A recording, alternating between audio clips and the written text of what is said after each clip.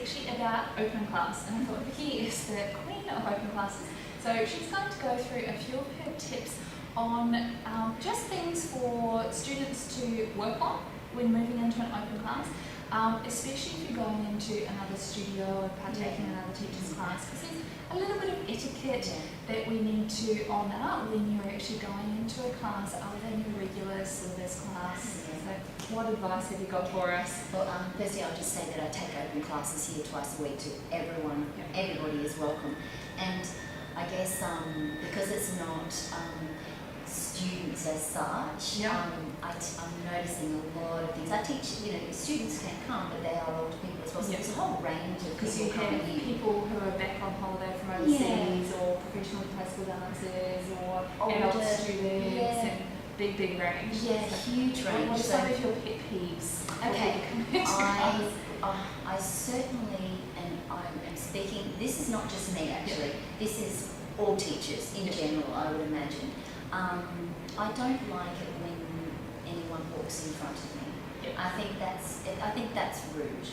I really think you should, if you have to walk in front, duck down, because I don't think the teacher should have to be doing this to see past people walking in front of them, So that's my first one, I would say finish the exercises properly and don't re-choreograph exercises.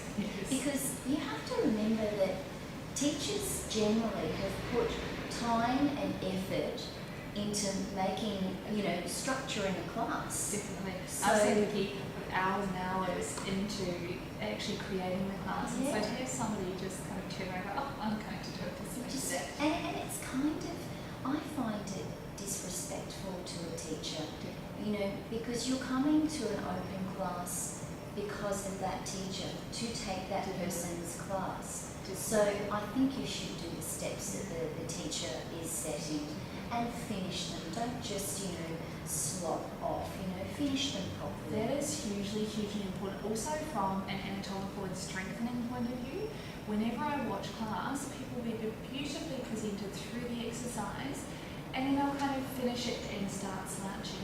That time is actually the best time to develop all your postural strength, to actually close an exercise and wait until you actually start the next one. My original teacher was hugely big on, you were infant and in rower and you didn't move from there. There was no hitching and fiddling. And that discipline is something that I think is actually dropped a lot.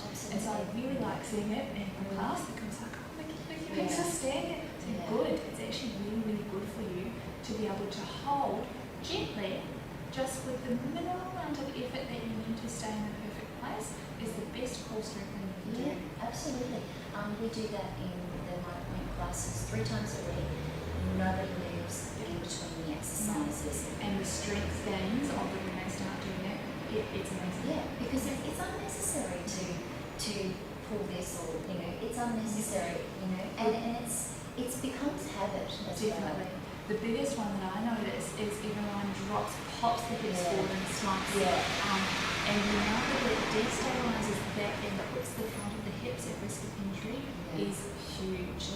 Especially on quite hypermobile people who just want to sit on their ligaments in between. I really encourage you not to do that, because it just becomes a habit. I just thought of 10 things whilst you were saying. The other one I don't like is slouching on the bar. Yes. I don't think any teacher would like slouching on the bar. No. It just says, I'm not keen, I'm not interested. It's negative, Definitely. And so the other one I thought of was my teacher used to look, and this will be something I can talk about with you. She made us switch on all the time. Constantly. All the time. Now, I'm sure there should be some layoff periods. It's got to be that whole core training is, which my teacher used to flick out, old Arabic listeners used to flick it. So if you didn't have flat across the front, you were getting a sore stomach by the end. But the biggest thing is not to grip. You should be able to breathe. And this is where we have to have deep pelvic floor control, deep abdominal control, but still be able to breathe. And I encourage you to breathe sideways. You don't want your big belly breathing to the front. It doesn't look that great either. If you're a singer, you just have to modify your breathing slightly from singing to dancing. But you need to be able to hold your deep abdominals and back control while still breathing. If you grip on everything, you can't breathe, so then you relax everything to breathe and become unstable. So there is a very big difference between controlling your deep postural abdominal muscles and controlling everything. And it is something that I see every single day, is people who lock off everything whenever they try to stabilise, whereas you just want that very low level control to be there pretty much all the time. Yeah, absolutely. Because I think maybe I must have had that because she used to make us like all the time. She'd be like, at the traffic lights, everywhere you are, Yes. always on. And I still do it now. I don't ever let my tummy go. It becomes natural. The only issue with that is that when you go to have children, you do actually need to learn how to relax your pelvic floor. So it's important to be able to engage it and relax it, but just make it a little bit more conscious. So some dancers, high-level dancers, do have problems with the pelvic floor getting too tight. If they're holding it, it is dynamic. It should be coming on and off, even with the breath, but it should be just very gently activated in some way for most of the class and during the day. Yeah, Definitely. I'm just thinking my one.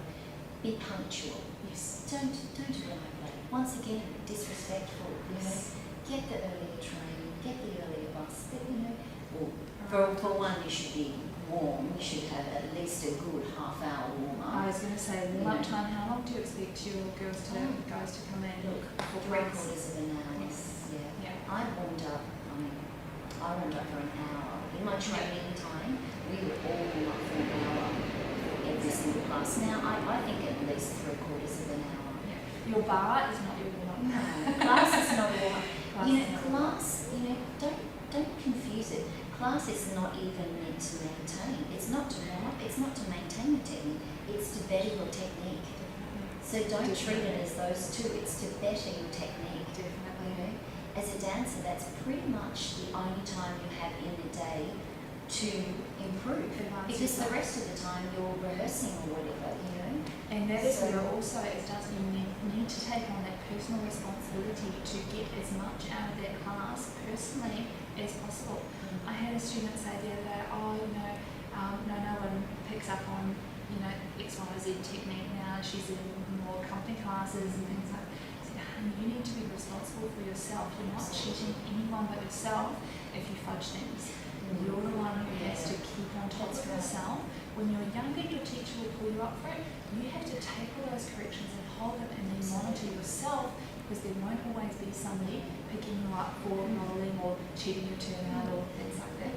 And that brings me to, if a teacher's giving a correction, you take it on yourself. You don't wait for a personal correction. Yes. If she's corrected her, then you take that on. Imagine how many more corrections you can get. You take on everybody's corrections. With that, I would say take it, hear it, and assess yourself. Yeah. Because somebody may get corrected for tucking when you're already the other way. Yeah. So just notice the area that they're correcting on. Say, what is she after? Am I already doing that? Yeah. Or do I need to correct General it? corrections. But general things, just take it on as much as possible. Yeah. And speaking about the girl in the company, for instance, there are reasons why, if you're a principal or whatever in a company, there are reasons why you don't get corrected, because often the coach will think, they're so tired, I'm not going to put any more pressure on them.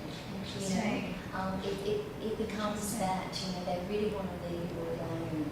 Because they expect you to know your own body like that. Yeah, so that's, because I remember thinking that, nobody's correcting me anymore.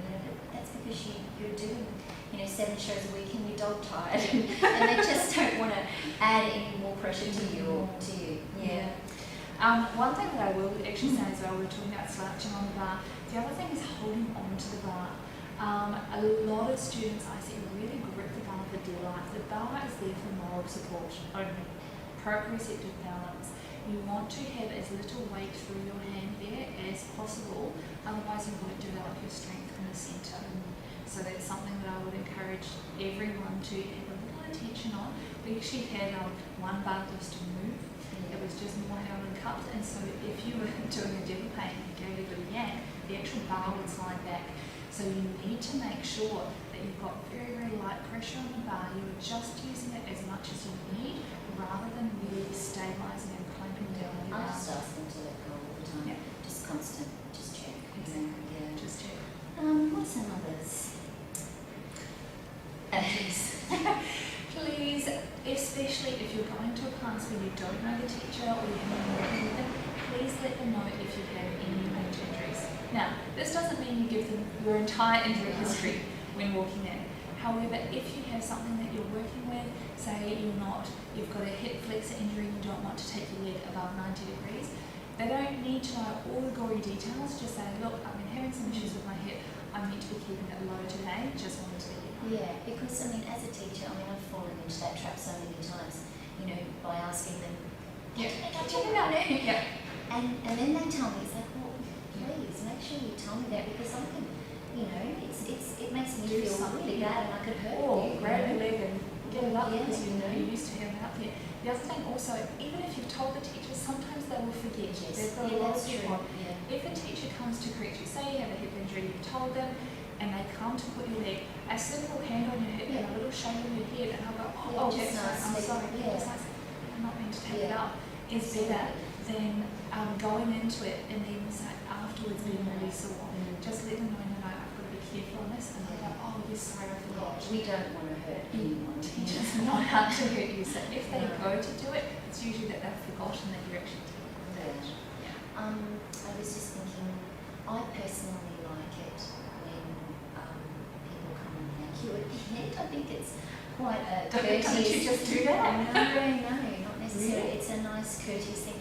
And the other one too, thanking the pianist. Yes. Always Especially if they're going to the live pianist. Yeah, It's amazing absolutely. thing. Yeah. Don't take that for granted. But I think it's really nice if you come up to me at the end of class and just say thank you very much for your class. That's all. Simple.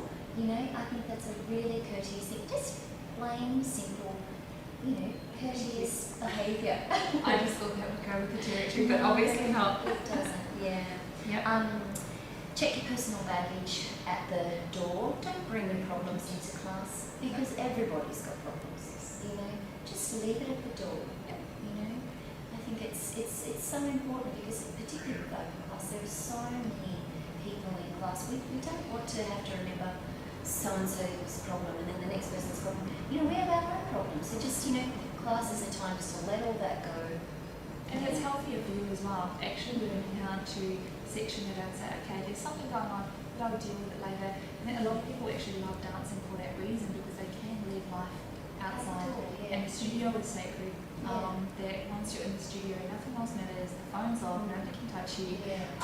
Leave it at the door, get the most out of the class, and then pick it up if you choose to when you go back out. And that brings me to enjoying class. Mm. Enjoy class because it makes it so much nicer for us if If you can actually see you the look like you're enjoying it. enjoying it. There's one thing, there's the focus. Concentration. Look, that's fine. I understand that, but just enjoy it. Yeah, in open classes, it will always vary with the teacher's style, so that's why open classes are so important to string different steps together, so that what I string together is completely different to what somebody else does. So it's really important to get the difference. I have a question for you. What age do you think students should start doing open classes? I have kids coming in there probably about 12, 13, but I think open classes are really important. You can teach to a certain level. I teach open class here that I would teach at a company level. I don't make it easier at all. They're the same classes, but I think as you're developing a student, open classes are really important, not just syllabus classes. Definitely. Yeah, because a lot of kids do get very used to the pattern of the class, the way exercises are strung together, and like you said, exposure to different teachers and different combinations really develops the body in a different way.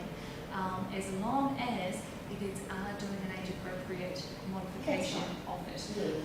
Obviously, you don't want a little 10-year-old doing vegetable but the teacher will obviously give adjustments, and I think Vicki can have everyone from a current professional classical dancer through to a 13-year-old who's just first time in there, and you're all doing completely age-appropriate and level-appropriate work at the same music at the same time and getting an absolutely fantastic class out of it. So that obviously comes down to the skill of teaching. Yeah, right.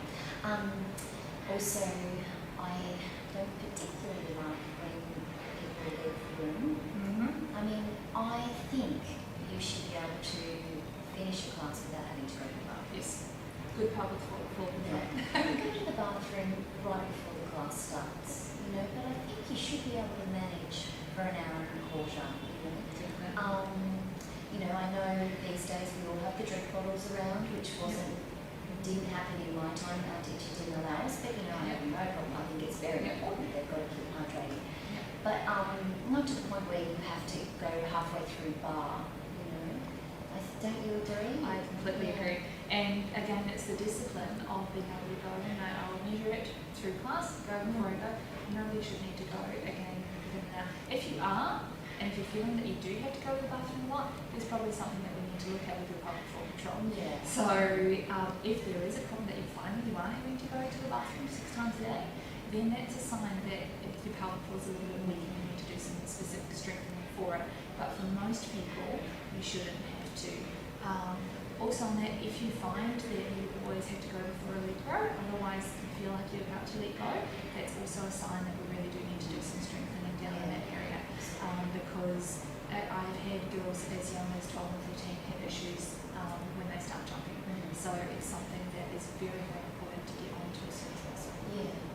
Another one, feel free to ask questions, but I don't think, you know, think before you ask. Don't ask unnecessary questions, you know, because that goes for classes with me as well, please. Because, you know, our time is always so limited, you know, ask and also listen to what other people are asking, because I might often get the same question and I just answer that. Or I actually said it myself and you asked me exactly the same I think thing. some students like to ask a question just to So they be know they're seen and heard or something like that. Yeah. But sometimes they can be a bit annoying. Very You annoying. know, so just be careful, you know, What you how ask. you're going about that. Yeah. Don't talk in class. That goes without saying. Do not talk in class. If you have to whisper something, or if you've got a question, ask me. Don't ask the person next to you. You know, you may as well ask the actual teacher. You know, thank your teacher after class. We've covered that one. Warming up, especially in winter, very important thing. Obviously, Sydney just going into winter. It's been freezing the last couple of days, as cold as it gets in Sydney. But that is something that's really, really important. You do need more warm up in the winter. You're not walking around as much outside. You're coming in, you're bracing. Even when you sleep, you tend to hold yourself a little bit tighter if your house is not that warm. So do make sure that you are really effectively warming up before you even start in class. Yeah, and I recommend to my students that I regularly, you know, usually they've got a long bus trip or a long train trip or whatever. You know, you can just start getting your feet warm, you know, just softening up your neck, and there's certain things without looking silly, but I mean, there's certain things you can do, you know, before you even get here. Definitely. And one student was just this morning, and she actually did a little pop of physio cream actually during her performance. She was actually doing her foot massage, and I said to her, can you smell it? She said, no, it's okay. Underneath her skirt, so you can make use of lots of times, but especially on the bus, and you can do heaps of good stretches, really free up the hips, get your toes starting to work, make use of your time. Yeah, and I guess once bar is finished, move promptly into the centre. Yes. You know, not this sort of, you know, just move promptly and let the teacher know you're ready, eager, ready to go, you know. And another one for open class, always make sure, this doesn't come naturally to a lot of people, always make sure if you're doing something from the corner, that there's always 2 people or whatever the teacher stipulates ready to go. It's really annoying when there'll be all these people standing around and nobody goes. Or one person. Or one person will go. Yeah, actually that's another, getting back to that one, but you know, it should flow. You know, we shouldn't have to stop the pianist or stop the CD just because you haven't gotten ready, you know. Always make sure there's somebody ready to go, you know, because it stops the flow of the class, you know. I do find that one a little annoying. And how about the presentation of students? That's very coming important. into class? It shows your personal grooming. It shows what sort of person you are, and that you're just going that extra little bit to, you know, it comes down to respect again. You know, it shows me that you care. You know, so if your hair's flopping everywhere, and you know, you have taken no interest in what you look like, because that's our first impression of you. You know, so if you've carefully chosen your hair tie and your tights are nicely, and you've got everything, your ribbons tucked in, and your hair's nice, and you've got a little bit of makeup on maybe, or something, you know, it just shows that you care and that you want to be there, you know. And that you're thinking about the experience of somebody actually watching you rather than it being... It actually says, please look at me. I want to perform for you. Yeah, not, don't look at me. If I've got baggy clothes on, don't look at me. It says, please look at me. You know, and that's, let's face it, this is it. This is what we look at. Yeah. Exactly. So I think we've pretty much covered everything. That's pretty fantastic. And so that is especially for any classes coming in open class with another teacher, but also decent studio etiquette respect for your teacher. It's something that some studios seem to have down pat, and in some studios seems to get a little bit lax. Every studio has their own ethos. Some don't want to be very, very strict about it, but I think for any student, they have pretty basic requirements going into class. I think it is very, very important. I actually had an experience. My original first teacher was very, very strict in class, and then when I changed schools, the teacher wasn't quite so strict, and my technique and my grades dropped a lot because I suddenly relaxed into the ethos of that studio rather than keeping the poise that was demanded at the previous one.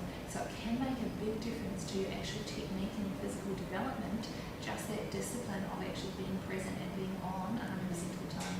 And I also don't think it needs to be, I mean, if it's not something that's being carried out in a school or a class, doesn't mean to say you can't do it, because it can be contagious. So if you start being courteous and, you know, doing all the right things, the next person will, and it just carries through a school or a class. Definitely. Wish I could like that. Hope someone can use it. Thank you, Vicki. That was absolutely fantastic. Hope that's given you lots of food for thought. And if anyone has any other teacher tips that you can send in, I can feed them out to the world so that the kids won't do them. Talk to you soon.